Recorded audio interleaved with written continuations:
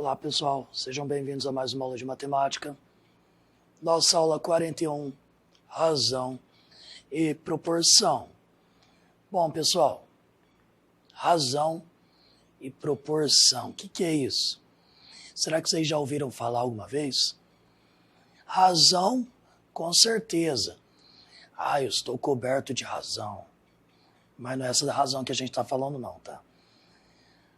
Proporção, não sei se vocês já ouviram falar. Bom, razão, nós conversamos a respeito disso na aula de frações. O que é uma razão?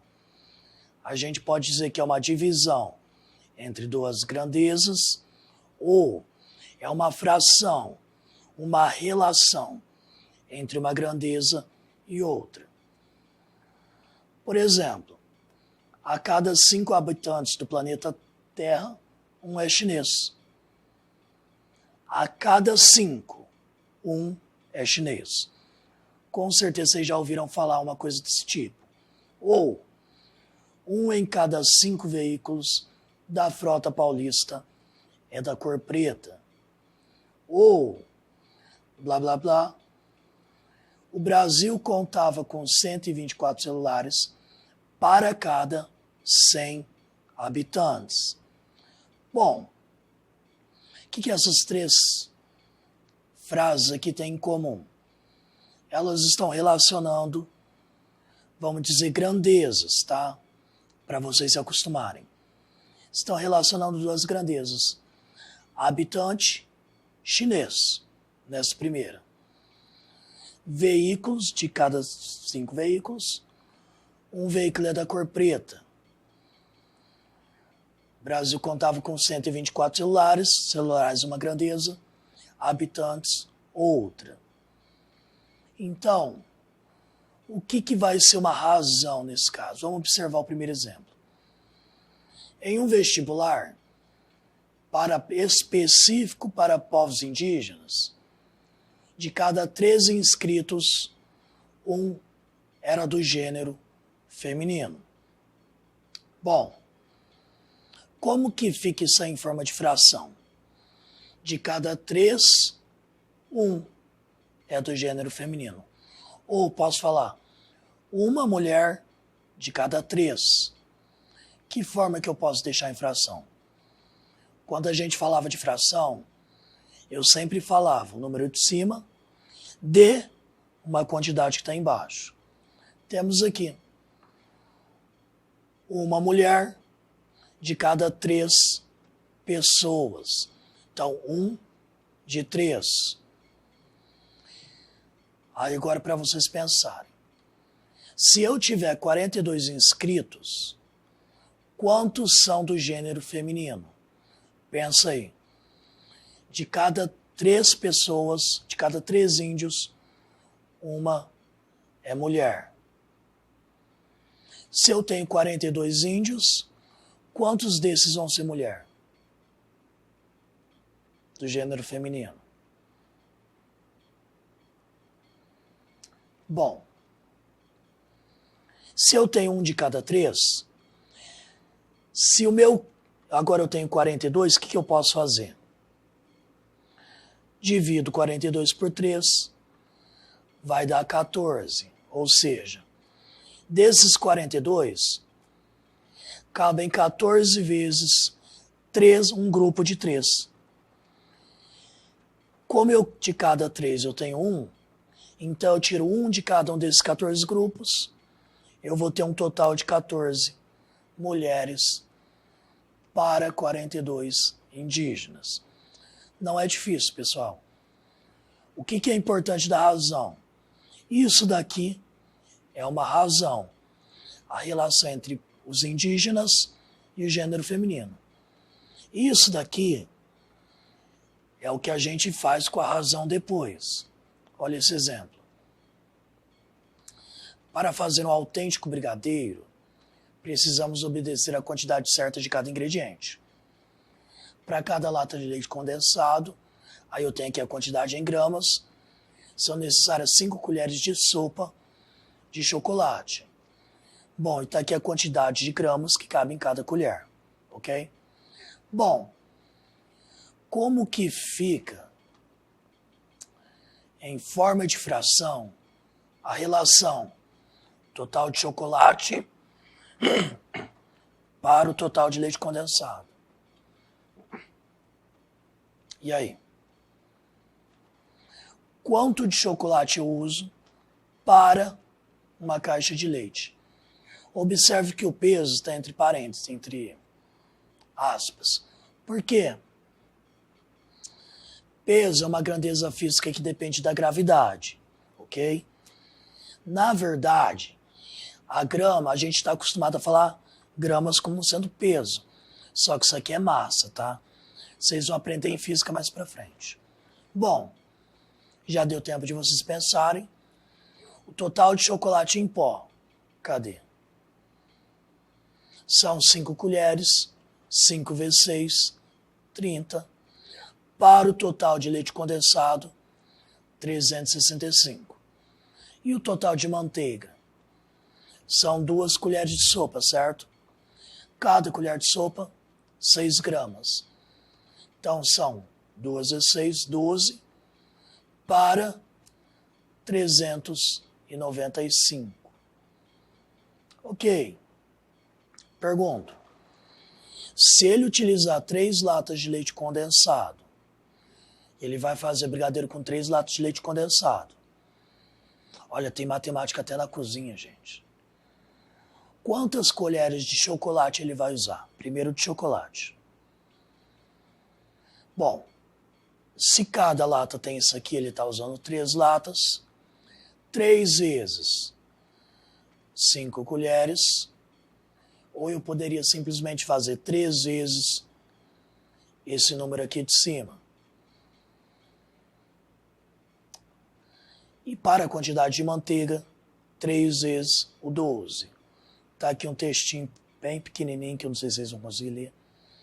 Marcelo precisa colocar 15 colheres ou 90 gramas de chocolate em pó e 6 colheres ou 36 gramas de manteiga, considerando que cada colher equivale a 6 gramas, é só multiplicar bonitinho, sem erro.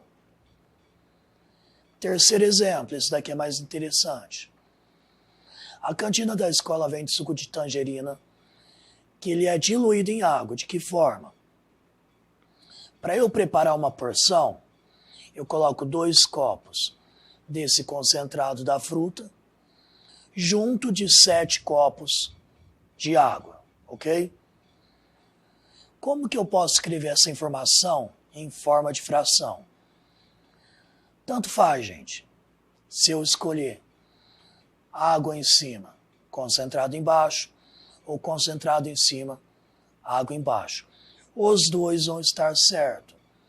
Só que a fração vai mudar, tá? Então, posso ter 2 copos de água. 2 copos de concentrado para 7 de água, ou 7 de água para 2 de concentrado, ok? Bom, uma informação importante antes da gente responder o item B. No total, quantos copos eu uso para fazer uma porção?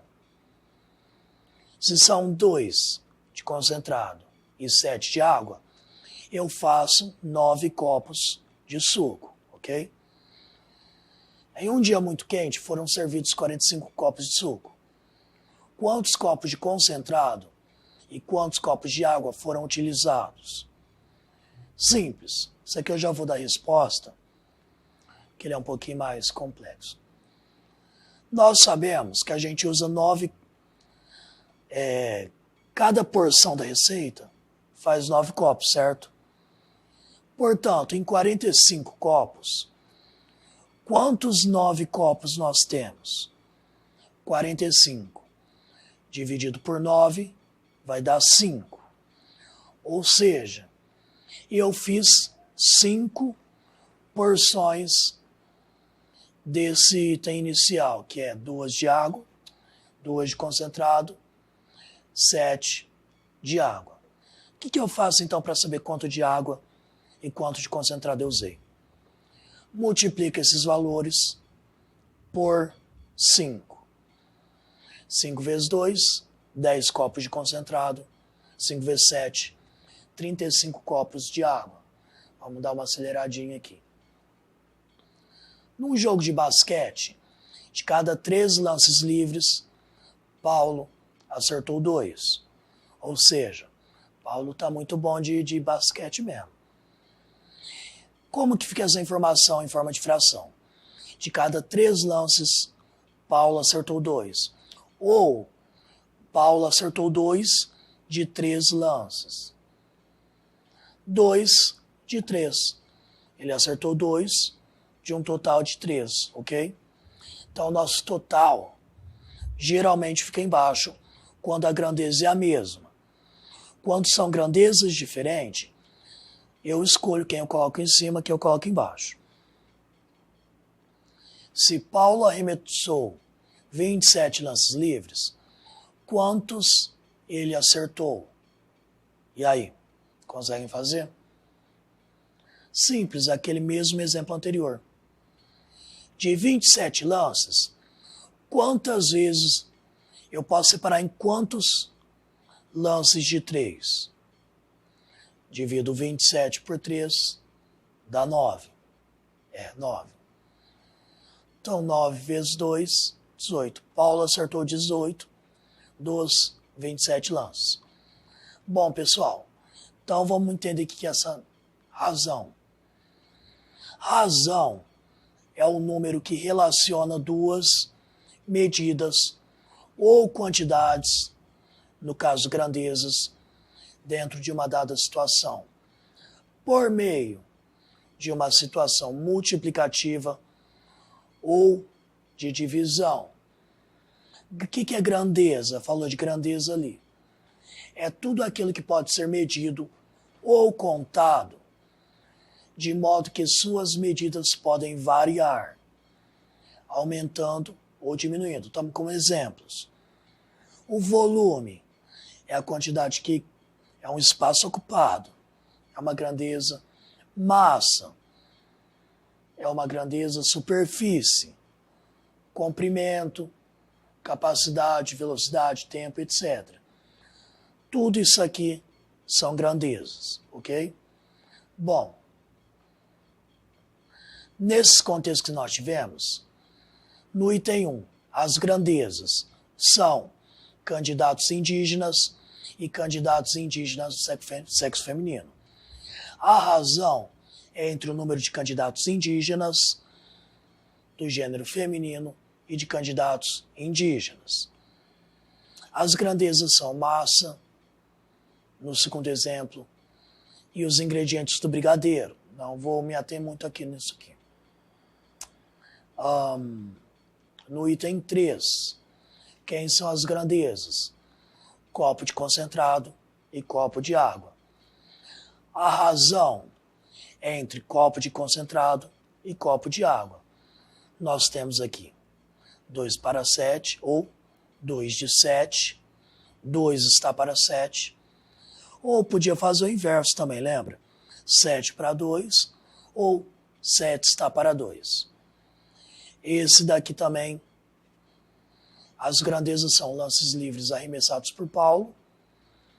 E a outra grandeza é as cestas convertidas, ok? Bom, vamos para o próximo. Entendemos o que é razão, mas o que é proporção? Lembrando, razão é a relação entre duas grandezas.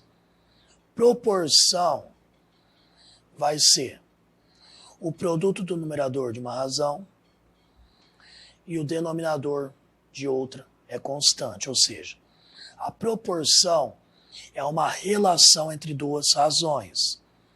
Lembra de frações equivalentes? Falei com vocês.